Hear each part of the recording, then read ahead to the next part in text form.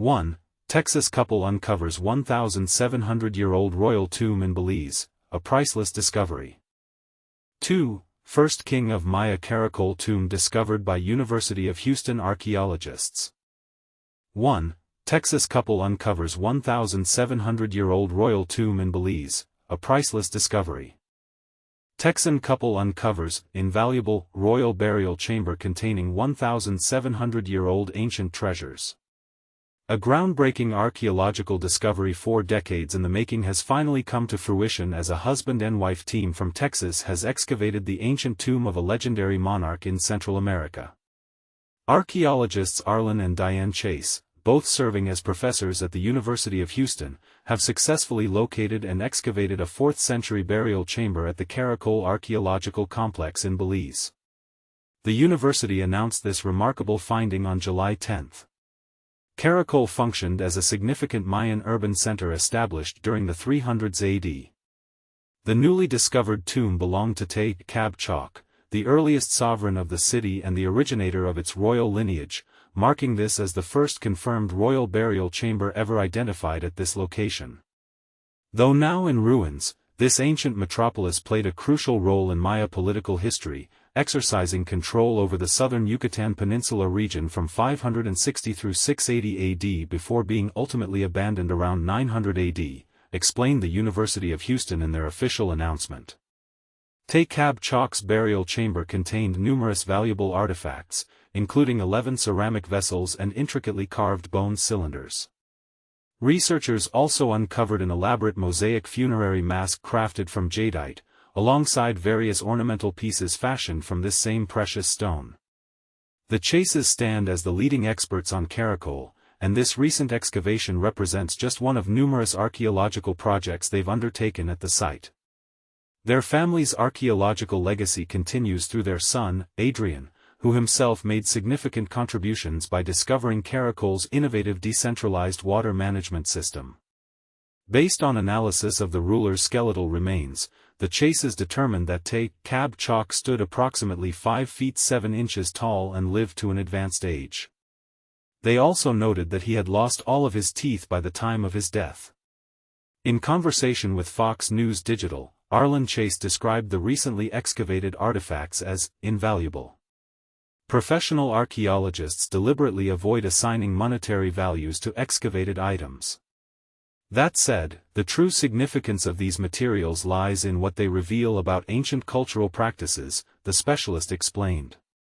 In this particular case, while each artifact is unique in its own right, collectively they not only illuminate the life story of their former owner but also allow us to establish precise dating for the burial. Arlen Chase indicated that the artifacts date back to approximately 350 AD and encompass a comprehensive range of vessel types characteristic of this historical period, including 2 specimens originating from the Guatemalan highlands and shells sourced from the Pacific Ocean. Both these treasured items, he emphasized, represented the outcomes of extensive long-distance trading networks. Arlen Chase further elaborated that archaeologists confirmed the royal nature of the burial, through multiple indicators including the exceptional dimensions of the chamber, the presence of an elaborate Jadeite mosaic death mask and ear flares, and the comprehensive application of cinnabar throughout the burial. Diane Chase explained to Fox News Digital that the ceramic vessels in particular provided compelling evidence of Te K'ab Chaak's elevated social position and considerable wealth. The pair of Pacific spondylus shells positioned near his cranium, the Jadeite ear flares, the meticulously carved Jadeite tubular beads, and the composite Jadeite death mask all demonstrate his capacity to acquire prestigious items from distant regions, she elaborated. To put this in perspective, a modern automobile journey between Teotihuacan and Caracol would require over 23 hours of continuous travel. Ancient peoples would have needed to walk for at least 153 days to complete such a journey, which underscores the extraordinary significance of these burial offerings. But here's where it gets truly remarkable. Diane Chase emphasized that discovering a ruler's burial is exceedingly rare and profoundly significant. She stated, "This represents the first such discovery we've made within the boundaries of the ancient urban center of Caracol." She further noted, even more significantly, he stands as the founding ruler of the Caracol dynasty, with approximately 30 subsequent monarchs following his reign, according to hieroglyphic records, before the city's eventual abandonment. What do you think about this incredible discovery? Does it change your understanding of ancient Maya civilization and their trading networks? Share your thoughts in the comments below. 2. First king of Maya Caracol tomb discovered by University of Houston archaeologists. Imagine uncovering a hidden chapter in history, the tomb of Te K'ab Chaak, the very first monarch of the Maya city of Caracol. This remarkable find, made by archaeologists from the University of Houston in Belize, reveals not just the resting place of an ancient king but also opens a window into the complex political dynamics of a civilization that thrived long ago. Caracol, once a bustling metropolis in Central America, was a significant player in Maya history, ruling over a vast region of the southern Yucatan Peninsula from approximately 560 to 680 AD before fading into obscurity by 900 AD. This astonishing discovery marks the first time in 4 decades that researchers have identified a ruler's tomb in Caracol, which is recognized as the largest Maya archaeological site in Belize. Te K'ab Chaak assumed the throne in 331 AD and was interred at the base of a royal family shrine alongside an assortment of grave goods, including 11 pottery vessels, intricately carved bone tubes, a collection of Jadeite jewelry, a stunning mosaic Jadeite mask, Pacific spondylus shells, and other perishable items. Among the pottery found in the tomb, one vessel depicts a Maya leader holding a spear while receiving tributes from divine figures, and another showcases Chua, the Maya god of trade, accompanied by offerings. Some vessels even portray captured enemies, hinting at the societal values and practices of the time. Notably, 2 of the pottery vessels had lids adorned with coatimundi head handles. The coatimundi, or tziots, in Maya culture, became a significant symbol for following rulers, featuring strongly in their names. The excavations, spearheaded by the husband and wife team of Arlen F. Chase and Diane Z. Chase, who have dedicated over 40 years to researching Caracol, received support from local and international organizations, including Belize's Institute of Archaeology and the Ford Foundation. The Chases estimate that when Te K'ab Chaak was laid to rest, he was an elderly man, approximately 5 feet 7 inches tall, and notably, he had lost all his teeth.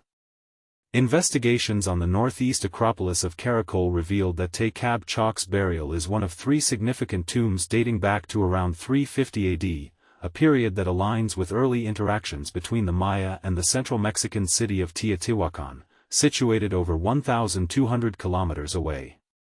By 300 AD, Teotihuacan had established itself as a trade powerhouse in Central America. One of the fascinating mysteries in Maya archaeology since the 1960s has revolved around the influence of Teotihuacan on the Maya region, explains Diane Z. Chase, who also serves as a senior vice president for academic affairs at the University of Houston. She continues, Maya monumental inscriptions, iconography, and archaeological objects suggest that there were widespread connections throughout Mesoamerica following an event in 378 AD called Entrada. The nature of this event, whether it involved actual Teotihuacanos settling in the Maya region or Maya individuals adopting central Mexican symbolism, remains a topic of lively debate.